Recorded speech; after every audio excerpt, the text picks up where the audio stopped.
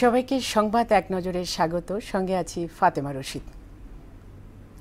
সরকারের প্রত্যাশা অনুযায়ী ডিসেম্বর বা জানুয়ারিতেই জাতীয় নির্বাচন অনুষ্ঠিত হবে বলে জানালেন পরিবেশ উপদেষ্টা সৈয়দা রিজওয়ানা হাসান। দুপুরে ঢাকা বিশ্ববিদ্যালয়ের সিনেট ভবনে একটি সেমিনার শেষে সাংবাদিকদের এ তথ্য জানান তিনি। কোনো চাপ না থাকলেও সার্বিক পরিস্থিতি নিয়ে বিব্রত সরকার। এমন বাস্তবতায় দাবি দেওয়া সহ নানা প্রতিবন্ধকতায় সরকারের কাজে বাধাগ্রস্ত হচ্ছে বলেও জানান পরিবেশ উপদেষ্টা। অন্তর্বর্তী সরকারের ৩ উপদেষ্টাকে অবিলম্বে পদত্যাগের আহ্বান জানিয়েছেন বিএনপি চেয়ারপারসনের উপদেষ্টা জয়নুল আবেদিন ফারুক।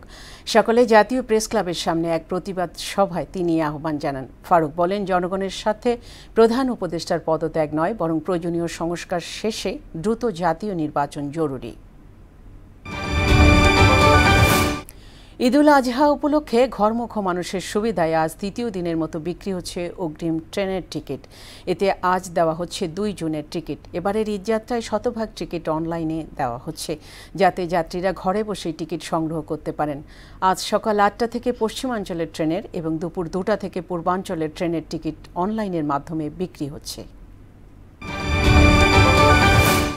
মাদক ও জুয়ার নেশায় পথভ্রষ্ট তরুণরা চুরি, ছিনতাই, হত্যার মতো অপরাধে জড়িয়ে পড়ছে বলে জানিয়েছেন র্যাব 4-এর অধিনায়ক লেফটেন্যান্ট কর্নেল মাহবুব। রাজধানীর পল্লবীতে হাতুড়ি পেটা করে চালককে হত্যার ঘটনায় লুণ্ঠিত সিএনজি সহ 5 জনকে গ্রেফতার করার কথাও জানান তিনি। সকালে র্যাব 4-এর সংবাদ সম্মেলনে এসব কথা বলেন অধিনায়ক। বাজেটের প্রভাবে নিত্যপণ্যের দাম বাড়ার প্রবণতা নেই বাজারে। এমনকি ঈদ উপলক্ষে দাম বাড়ানোর প্রতিযোগিতাও দেখা যাচ্ছে না। গেল সপ্তাহের দামে বিক্রি হচ্ছে বেশিরভাগ পণ্য। তবে বাজার তদারকি আরও বাড়ালে স্বস্তি ফিরবে মধ্য এবং নিম্নবিত্তের মাঝে। গাজায় ইসরায়েলি হামলায় নতুন করে 85 ফিলিস্তিনি নিহত হয়েছে। ত্রাণ সহায়তা বন্ধ থাকায় গত কয়েকদিনে অনাহারে প্রাণ গেছে আরও 29 জনের। এ তাণ্ডবের নিন্দা জানিয়ে গাজায় দ্রুত মানবিক সহায়তা প্রবেশের পদক্ষেপ নিয়েছেন গ্রিসের প্রধানমন্ত্রী কিরিয়াকোস মিৎসোতাকিস। এদিকে ইসরায়েলের বিরুদ্ধে পাল্টা ব্যবস্থা নেওয়ার হুমকি দিয়েছে ইরান।